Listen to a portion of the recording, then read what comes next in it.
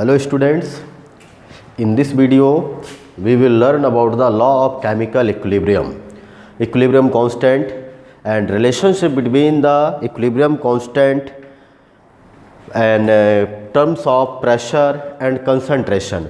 Equilibrium constant को हम pressure और कंसंट्रेशन के टर्म्स में भी अलग अलग फाइंड करेंगे और उनके बीच में क्या रिलेशनशिप होता है इसको भी यहाँ पर देखेंगे। तो स्टार्ट करेंगे आज लॉ ऑफ केमिकल इक्विलिब्रियम से। और इसके लिए आपने इसके प्रीवियस वीडियो में लॉ ऑफ मास एक्शन के बारे में पढ़ा है, जिसमें ये पढ़ा था कि जो रेट ऑफ केमिकल रिएक्शन होता है, फिर से उसको थोड़ा सा एक रिवाइज कर लेते हैं कि कोई भी यदि मान लीजिए रिएक्शन है A + B to form C, तो according to law of mass action rate is directly proportional to the product of molar concentration of active mass of the reactant या फिर सीधे molar concentration of the reactant with raised power on each reactant equal to their coefficient. जो raised power होगा वह उनके coefficient के equal होता है। तो ये तो लॉ ऑफ मास एक्शन था। अभी हमने लेकिन ये सिर्फ पढ़ा था, एक पर्टिकुलर डायरेक्शन में ही लॉ ऑफ मास एक्शन को अप्लाई किया था।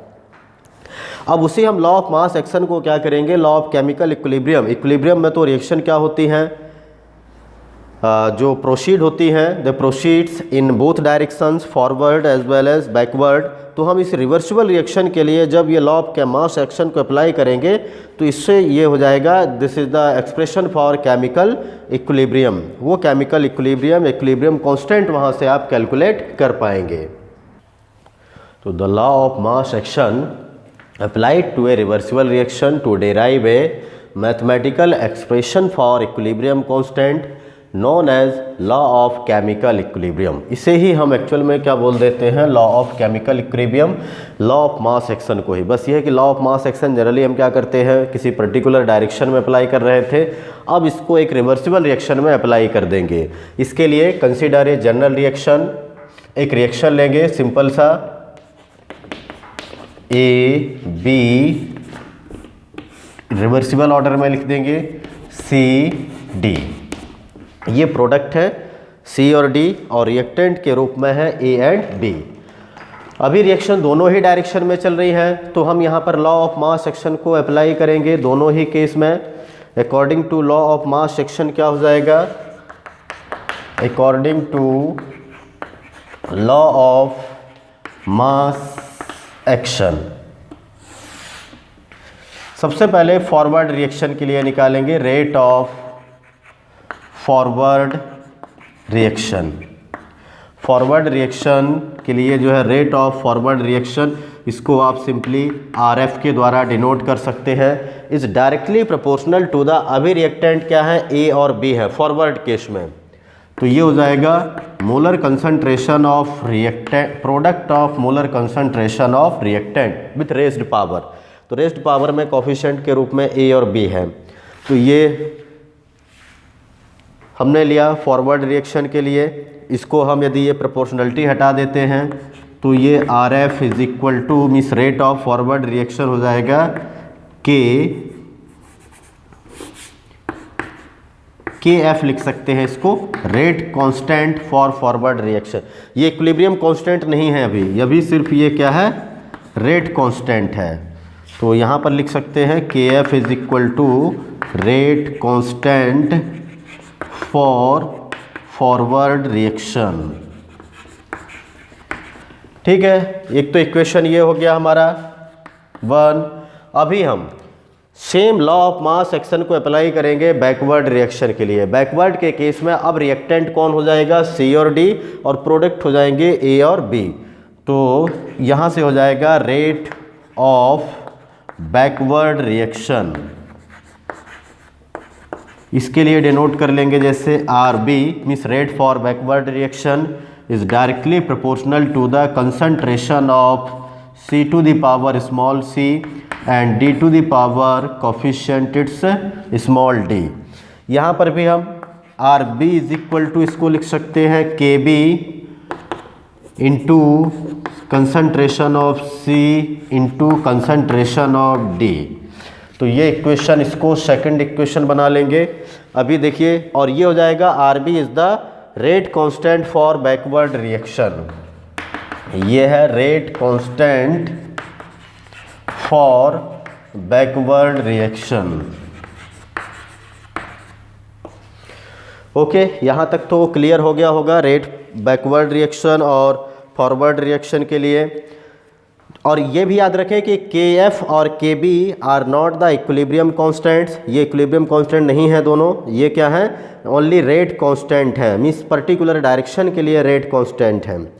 अब हम देखते हैं कि इक्विलिब्रियम पर तो क्या होता है, एट इक्विलिब्रियम आपने भी पढ़ा हुआ है, rate of forward reaction is equal to rate of backward reaction.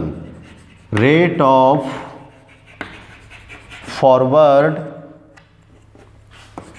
Reaction is equal to rate of backward reaction. तो फॉरवर्ड रिएक्शन के लिए है RF और बैकवर्ड के लिए है RB।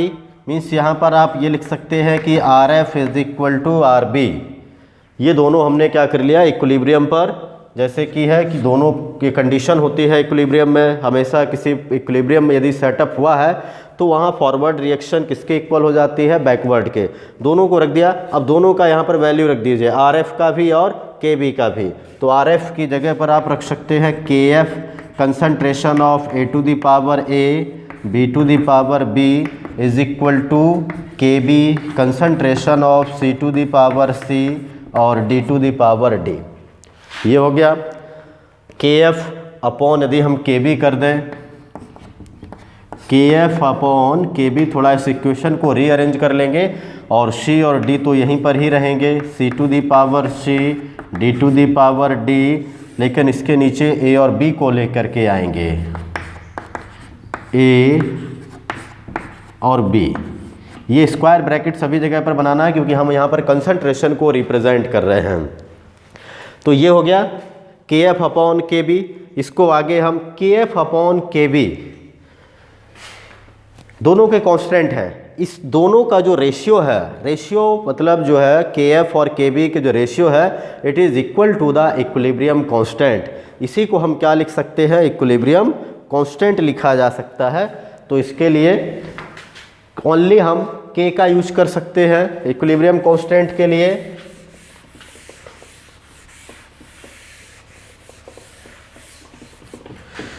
तो ये हो जाएगा KF upon KB is equal to K concentration of C to the power C D to the power D upon reactant है, रिएक्टेंट के कंसंट्रेशन लेना है पर्टिकुलर रिएक्शन के। तो ये हो जाएगा K is the equilibrium constant. Equilibrium constant, तो K इक्विलिब्रियम कांस्टेंट हो गया। इसको हम जनरली जो इक्विलिब्रियम कांस्टेंट होता है, कभी कभी इसको KP या KC, यदि जैसे यहाँ पर हमने किसके रूप में इसको रिप्रेजेंट किया हुआ है, कंसंट्रेशन के टर्म्स में रिएक्शंस को, तो K इज इक्वल टू आप KC भी रख सकते हैं। ये हो जाएगा इन टर्म्स ऑफ कंसंट्रेशन। यदि यहाँ पर K इज इक्वल टू, यदि आप KP रखना चाहें तो वो भी रख सकते हैं, मतलब equilibrium constant in terms of pressure. ये तब होगा K is equal to KP जब हम उसको क्या है प्रेशर के टर्म्स में लिखते हैं, तो KP लिख दिया जाता है, K और यहाँ पर ये स्मॉल p। तो KP मतलब equilibrium constant in terms of pressure और KC मतलब means in terms of concentration, जबकि दोनों ही यहाँ पर K है, इक्विलिब्रियम कांस्टेंट होता है। तो अभी हम देखिए इस इक्वेशन से इस इक्विलिब्रियम कांस्टेंट को कैसे डिफाइन कर सकते हैं। तो इसको डिफाइन देखिए, यहाँ पर किसका क्या क्या है, एक रेशियो है product of molar concentration of product upon product of molar concentration of reactant. इन दोनों के जो रेशियो है इसी को ही हम क्या बोलते हैं, इक्विलिब्रियम कांस्टेंट। तो equilibrium constant defined as means equilibrium constant K is the ratio between the product of molar concentration of products, क्योंकि रिएक्शन में हमने C और D क्या लिया था, प्रोडक्ट्स। तो product of molar concentration of products to that of the molar concentration of reactants with each concentration term raised to a power equal to its stoichiometric coefficient in the balanced chemical equation at a constant temperature। तो इनका जो ratio होता है उसी ratio को ही हम क्या लिख देते हैं, डेफिनेशन ऑफ इक्विलिब्रियम कांस्टेंट। अब देखिए आगे, जैसे जो मैंने बताया था, यदि हम कंसंट्रेशन के टर्म यदि अप्लाई करते हैं तो Kc लिख सकते हैं, और यदि प्रेशर है तो Kp लिख सकते हैं। उसके लिए एक एग्जांपल देखें, जैसे ये रिएक्शन है 4NH3 + 5O2 4NO + 6H2O, reactant है, प्रोडक्ट है। यदि हमें इसे Kc के टर्म्स में लिखना है तो हम लिखेंगे Kc = concentration of product means NO⁴ और H2O⁴ अपॉन रिएक्टेंट NH3⁴ और O2⁵। तो इस तरह से हो जाएगा इन टर्म्स ऑफ कंसंट्रेशन, मीन्स यहाँ पर, और कंसंट्रेशन का ये सिंबल है स्क्वायर ब्रैकेट। और Kp के यदि इसको रूप में लिखना चाहते हैं मीन्स प्रेशर के टर्म्स में, वैसे तो प्रेशर जो है ना only in case of gaseous reaction, हम सिर्फ इसको किस में अप्लाई कर सकते हैं, गैसियस रिएक्शन, जहाँ पर सभी रिएक्टेंट और प्रोडक्ट किस में हो, गैसेस में हो, वहाँ पर आप Kp अप्लाई करें। तो वैसे ये सभी, अमोनिया भी गैस है, ऑक्सीजन भी गैस है, नाइट्रिक ऑक्साइड भी गैस है, और वाटर वेपर भी यहाँ पर किस में रहता है, गैसियस फॉर्म में रहेगा। तब Kp = प्रेशर, यहाँ इसमें हम स्मॉल ब्रैकेट का ही यूज कर लेंगे, partial pressure of nitric oxide ⁴ into partial pressure of water vapour ⁴ upon partial pressure of NH3⁴ और oxygen partial pressure of oxygen ⁵। तब हम यहाँ पर किसका यूज कर पाएंगे, Kp। तो यहाँ पर हमें उसका क्या लेना है, पार्शियल प्रेशर का यूज करना है। तो इसके लिए जैसे हम जनरली यहाँ पर क्या लगा देते हैं, P लगा देंगे, जैसे partial pressure of NO, partial pressure of water, partial pressure of NH3, partial pressure of oxygen. इस तरह से इनको लिखना है। मीन्स यदि आप एक सिंपल जो हम रिएक्शन जनरली पढ़ते हैं, 2 फॉर्म C + D Kp के रूप में लिखना चाहते हैं तो क्या हो जाएगा, partial pressure of C⁴, partial pressure of D⁴, partial pressure of A⁴, partial pressure of B⁴. तो ये हो जाएगा किसके लिए, Kp के लिए इक्वेशन।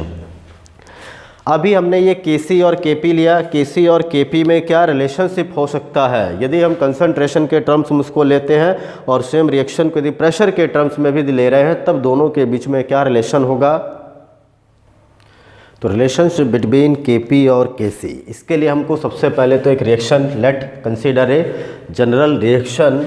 इसके लिए एक जनरल रिएक्शन ले लेंगे, A B equilibrium to C and D।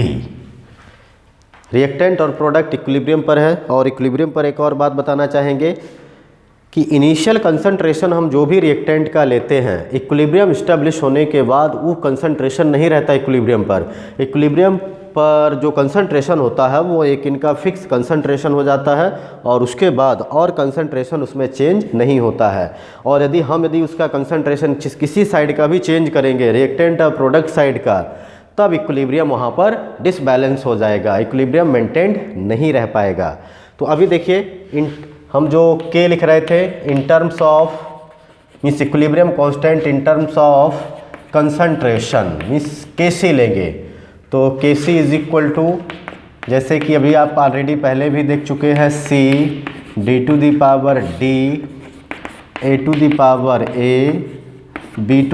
A⁴ B।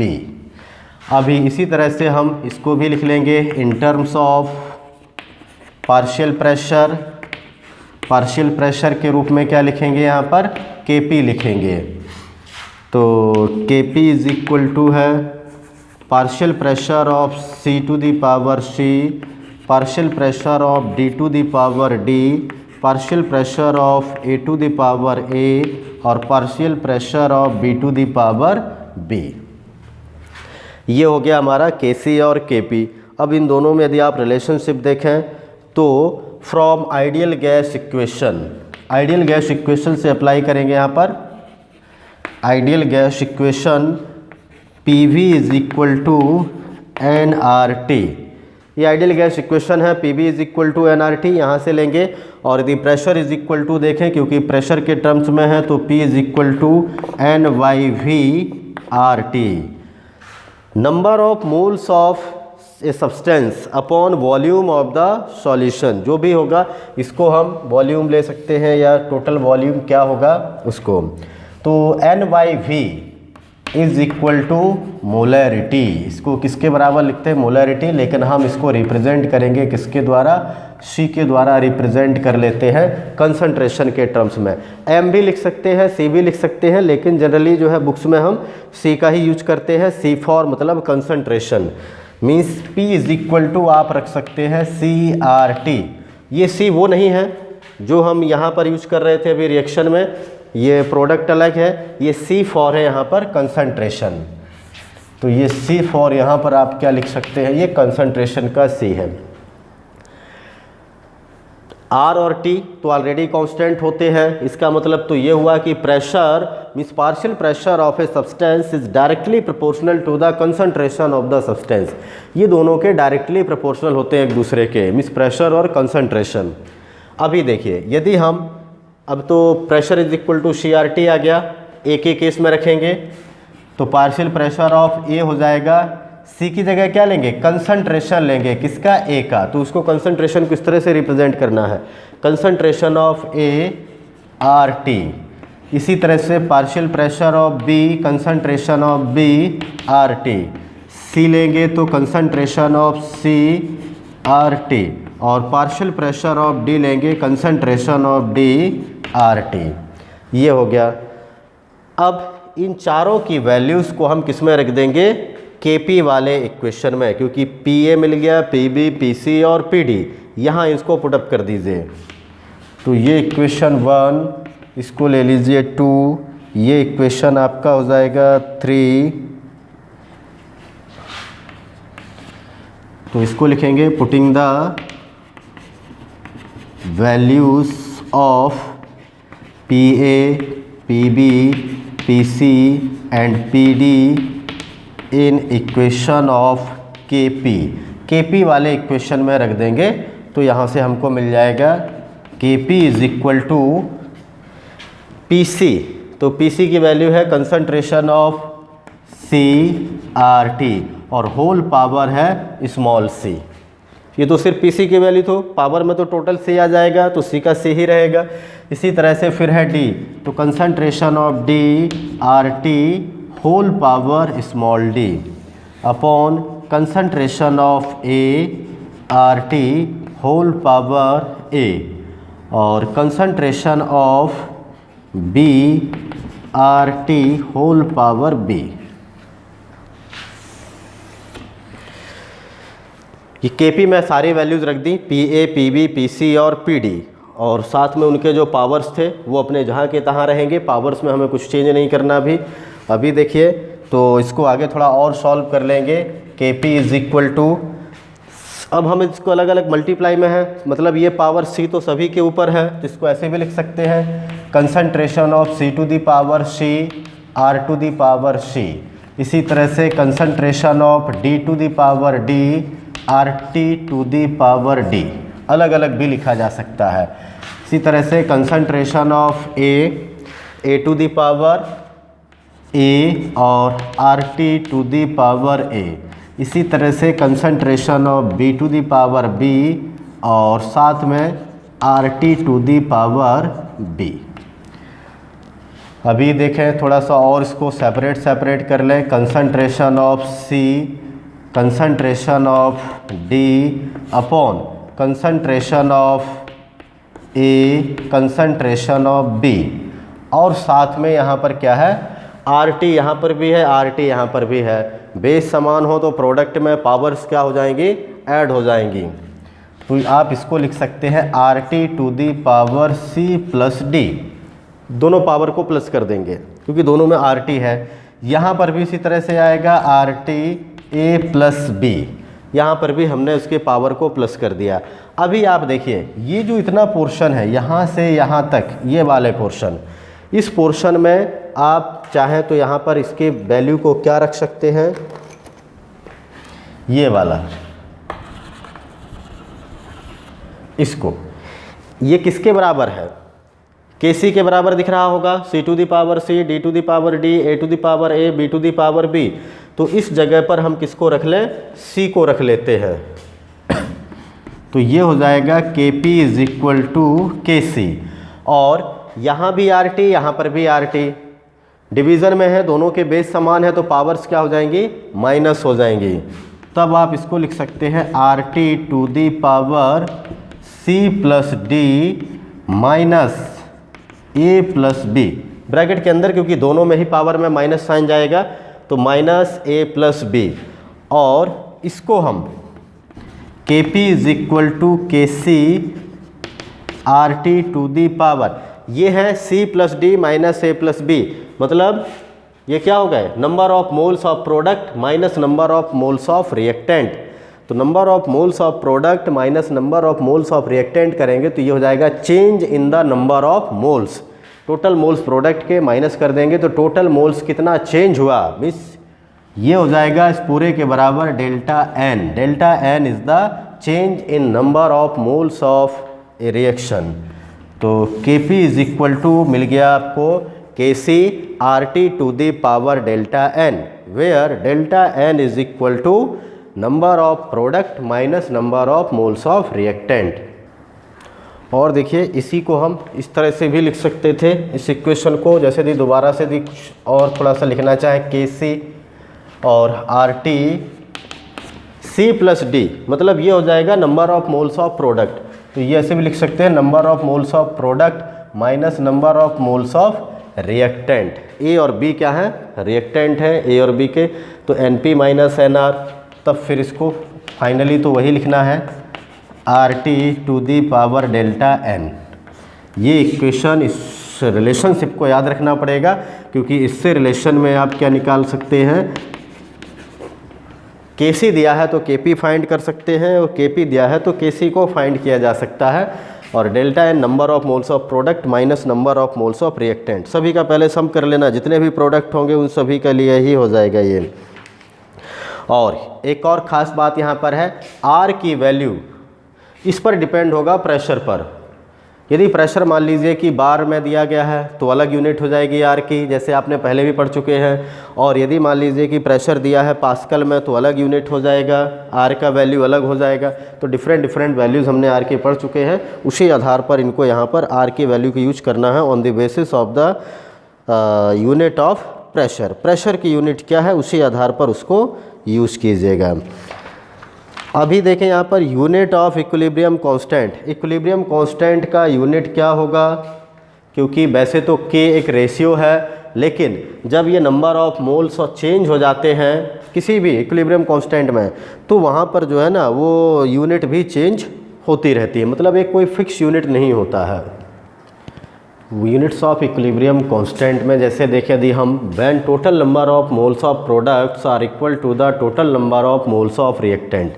यदि कोई रिएक्शन इस तरह से जहाँ पर दोनों साइड में number of moles of reactant और प्रोडक्ट के इक्वल है, जैसे एक रिएक्शन है मान लीजिए N2 plus O2 to form 2NO, तब आप यहाँ पर K इज इक्वल टू क्या लिखेंगे, concentration of product upon concentration of reactant. Number of moles कितने हैं यहाँ पर 2 है, यहाँ पर 1, यहाँ पर 1, तो इन दोनों में भी टोटल नंबर ऑफ मोल्स कितने हो जाएंगे 2। तो यदि यहाँ पर आप यूनिट रख देते हैं कंसंट्रेशन का मोल पर लीटर और इसका स्क्वायर अपॉन मोल पर लीटर इंटू मोल पर लीटर, तो ये 2 है, ये भी 2 है, कैंसिल हो जाएगा और ये हो जाएगा नो यूनिट। ऐसे केस में इसका यूनिट, इक्विलिब्रियम कांस्टेंट का कोई यूनिट नहीं होगा जहाँ पर दोनों में नंबर ऑफ मोल्स, यदि दोनों साइड बोथ साइड इक्वल होते हैं तब। यदि डिफरेंट है तब फिर यूनिट होगी। जैसे देखें, when total number of moles of products are different than the total number of moles of reactant। यदि ये वैल्यूज़ अलग अलग हैं नंबर ऑफ मोल्स की, तो देखिए अलग यूनिट हो सकता है। जैसे एक रिएक्शन ले लें कोई भी N2 plus 3H2 to form 2NH3। इसके लिए K concentration of NH3 whole twice upon concentration of nitrogen into concentration of hydrogen to the power 3, क्योंकि यहाँ पर कोफिशिएंट है 3। कंसंट्रेशन का यूनिट रख देंगे मोल पर लीटर, इसका स्क्वायर हो जाएगा अपॉन मोल पर लीटर, और ये हो जाएगा यहाँ पर मोल पर लीटर का क्यूब। यहाँ 2 है, यहाँ पर 4 है, तो 2 से 2 तो कैंसिल हो जाएंगे, लेकिन यहाँ पर नीचे कितना बच जाएगा, के का यूनिट हो जाएगा ये मोल, ऊपर जाएगा तो ये माइनस में बच जाएगा, तो -2 हो जाएगा और लीटर स्क्वायर हो जाएगा, मोल इनवर्स स्क्वायर और लीटर स्क्वायर। तो ये यूनिट हो जाएगी किस केस में, जब रिएक्टेंट के नंबर ऑफ मोल्स के यहाँ 4 है जबकि यहाँ पर 2 हैं, तो ये इस तरह से आ जाएगा। यदि मान लीजिए हम इसमें दूसरा ले लेते हैं जैसे PCl5, इसको हमने डिकम्पोज कर दिया टू फॉर्म PCl3 + Cl2, तो अब इस केस में Kc या K PCl3 Cl2 upon PCl5। तो यहाँ पर वैल्यू रख दें मोल पर लीटर, ये भी मोल पर लीटर है, और अपॉन में भी क्या हो जाएगा यहाँ पर मोल पर लीटर। तो ये तो कैंसिल हो जाएगा, तब के का यूनिट क्या हो जाएगा, यहाँ पर क्या बचा मोल पर लीटर। तो अलग अलग केसेस में अलग अलग यूनिट, तो ऐसा कोई इसका फिक्स यूनिट नहीं है कि के का वैल्यू यूनिट क्या होता है। तो वैसे तो यदि नंबर ऑफ इक्वल होते हैं दोनों साइड में तब तो वह यूनिट लेस ही हो जाएगा। अच्छा, इसी तरह से देखें हम इसमें, जैसे यदि हमें कोई एक वैल्यू, जैसे हमने जो रिलेशनशिप पढ़ा है Kp और Kc में, यदि एक वैल्यू दी है तो हम दूसरे को किस तरह से फाइंड कर सकते हैं। तो जैसे देखें determine Kc for the reaction दिया गया है 2SO2 + O2 sulphur dioxide plus oxygen to form sulphur trioxide 2 moles of trioxide. तो यहाँ पर आपको डिटरमाइन करना है Kc, जबकि Kp आपको दिया गया है, उसमें कितना है वैल्यू, ये 3.4 बार इनवर्स एट 1000 डिग्री सेल्सियस। तो जैसे आपने फॉर्मूला पढ़ा है Kp Kc RT to the power delta n, तो हमें डेल्टा n की भी ज़रूरत है। Kc फाइंड करना है Kp, और Kc क्या हो जाएगा Kp upon RT to the power delta n, या इसी को आप लिख सकते हैं Kp RT to the power minus delta n। तो डेल्टा n जैसे पहले फाइंड कर लेते हैं, number of moles of product minus number of moles of reactant. Product में देखिए कितने मोल्स हैं 2, माइनस यहाँ पर है 2 और ये 1, इस 2 + 1, तो ये वैल्यू हो जाएगी -1। डेल्टा n ये वैल्यू यहाँ रख दीजिए, Kp का भी रख देंगे वैल्यू। तो Kc Kp है 3.4 बार इनवर्स, ठीक है, Kp रख दिया। R देखिए यहाँ पर बार में दिया है तो 0.8083, इस वैल्यू को रख लेंगे बार डेसीमीटर क्यूब वाली वैल्यू को, तो 0.083। इसी तरह से फिर टेम्परेचर है, तो टेम्परेचर में भी 1000, लेकिन हमेशा यहाँ पर किस में रखना है, केल्विन में, तो ये हो जाएगा 1273 केल्विन। और इस पूरे को क्या करेंगे, यहाँ पर पावर हो जाएगा, डेल्टा n की वैल्यू है -1 और ये था माइनस डेल्टा n, तो -1 मीन्स इसको आप लिख सकते हैं 3.4 × 0.083 1273, और इस पूरे का पावर ये 1 हो जाएगा। तो 1 से तो कोई इफेक्ट पड़ने वाला नहीं है। जब हम इसको पूरा सॉल्व करेंगे तब हमको वैल्यू मिल जाएगी 359.24, और ये वैल्यू हो जाएगा किसका, Kc का। तो this is the value of Kc for this reaction 2SO2 + O2 to form 2SO3। इस तरह से इनको सॉल्व कर सकते हैं हम। नेक्स्ट टॉपिक है types of chemical equilibrium. Types of chemical equilibrium देखा जाए तो ये 2 टाइप्स के होते हैं, एक होते होमोजीनियस और दूसरे होते हैं हेट्रो। होमो मतलब होता है सेम, जीनस मतलब फेज। तो जहाँ पर सभी किसी रिएक्शन के रिएक्टेंट प्रोडक्ट सेम फेज में हो वो होमोजीनियस कहलाएगा, और जहाँ पर डिफरेंट फेज में हो रिएक्टेंट और प्रोडक्ट कोई भी दो यदि डिफरेंट फेज में है तो वह कहलाएगा हेट्रोजीनियस। तो देखते हैं first homogeneous. Homogeneous equilibrium means the equilibrium reactions in which all the reactants and the products are in the same phase. जहाँ सभी के सभी रिएक्टेंट्स और प्रोडक्ट सेम फेज में हो उन्हें ही होमोजीनियस बोला जाएगा। ऐसा नहीं है कि कोई यदि एक अलग है तो वो भी होमोजीनियस मान लिया जाएगा, वो हेट्रोजीनियस में चला जाएगा। जैसे यहाँ पर C2H5OH एथेनॉल लिक्विड स्टेट में है, react with acetic acid, it also exist in liquid state and equilibrium with the Easter CH3COOC2H5 ethyl ethanoate, ये भी लिक्विड है, प्लस वाटर ये भी लिक्विड है। सभी यहाँ पर देखिए लिक्विड स्टेट में है, तो इसको हम क्या लिखेंगे, होमोजीनियस इक्विलिब्रियम बोलेंगे। और इक्विलिब्रियम में भी होना चाहिए। यहाँ भी देखिए sulphur dioxide gas, oxygen gas, sulphur trioxide gas, तो ये भी होमोजीनियस इक्विलिब्रियम होगा। सेकंड है इसका हेट्रोजीनियस इक्विलिब्रियम। हेट्रोजीनियस मतलब डिफरेंट फेज में पाए जाएंगे। तो the equilibrium reactions in which the reactants and products are present in different phase, जहाँ रिएक्टेंट या प्रोडक्ट अलग अलग फेज में पाए जाते हैं वे हेट्रोजीनियस इक्विलिब्रियम में आएंगे। जैसे कैल्शियम कार्बोनेट सॉलिड होता है, कैल्शियम ऑक्साइड सॉलिड है लेकिन कार्बन डाइऑक्साइड यहाँ पर गैस है, तो अलग अलग फेज में हो गए, सॉलिड भी है गैस भी है। Na सॉलिड है, कार्बन मोनोऑक्साइड गैस है, और NiCO4 ये गैस बन गया। तो यहाँ पर भी सॉलिड भी है और गैस भी है। और ये भी याद रखने वाली बात है यहाँ पर, जो कंसंट्रेशन हम सॉलिड लेते हैं, कोई भी यदि सॉलिड सब्सटेंस प्रेजेंट है तो यहाँ पर 1 लिया जाएगा। जैसे देखिए कैल्शियम कार्बोनेट इस वाले में तो सॉलिड का 1, कैल्शियम ऑक्साइड है तो इसका भी 1। तब यहाँ पर सिर्फ K इज इक्वल टू क्या बचेगा, कंसंट्रेशन ऑफ कार्बन डाइऑक्साइड। बाकी CaO की वैल्यू 1 हो जाएगी, कैल्शियम कार्बोनेट की वैल्यू 1 हो जाएगी।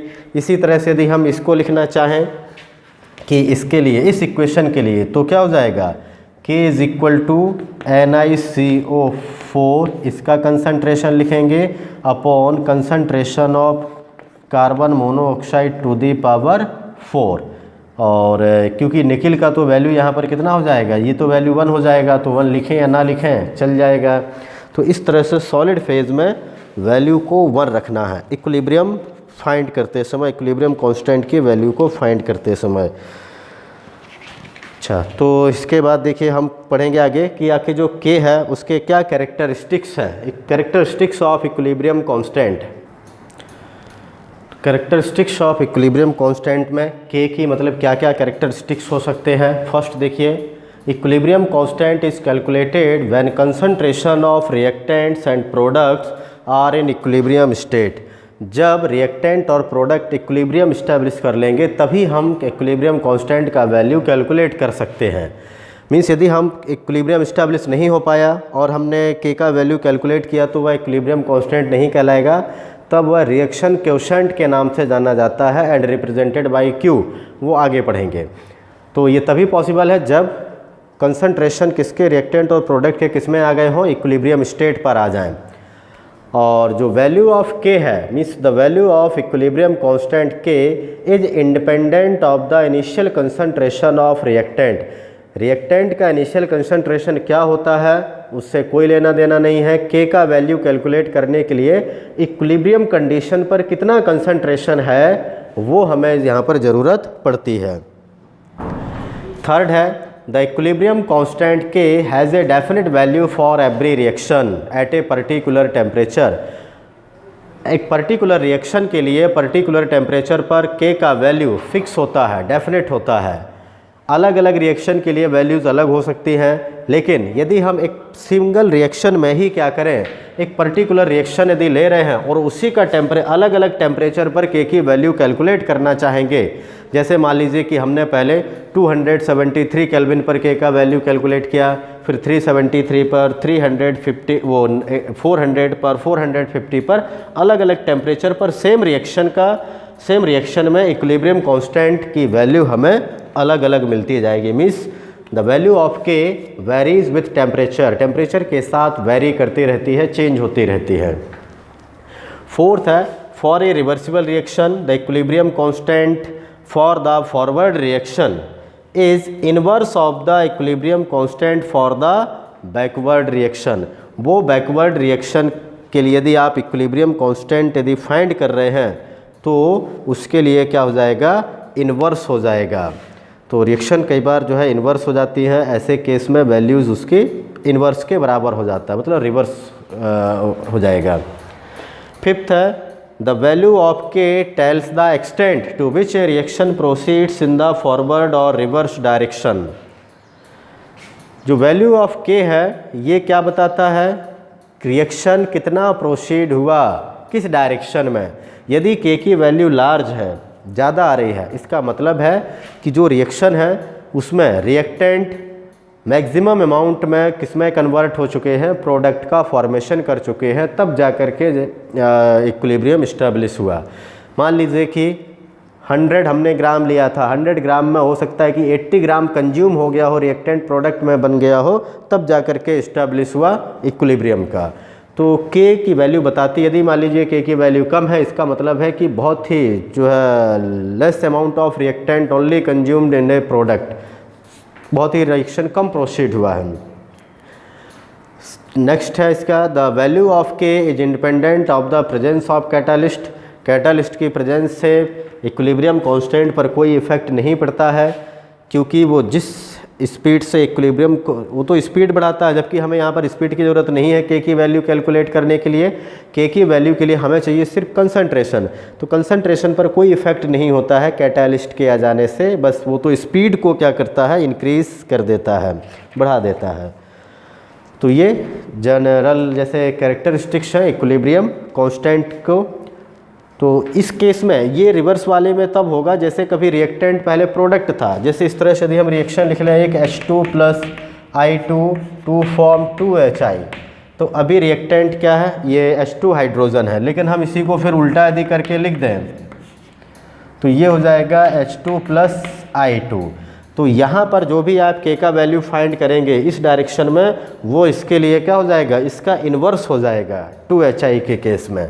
तो इस तरह से ये अलग अलग आपको मिलेगा। तो आज के इस वीडियो में इतना ही। Thank you, have a nice day.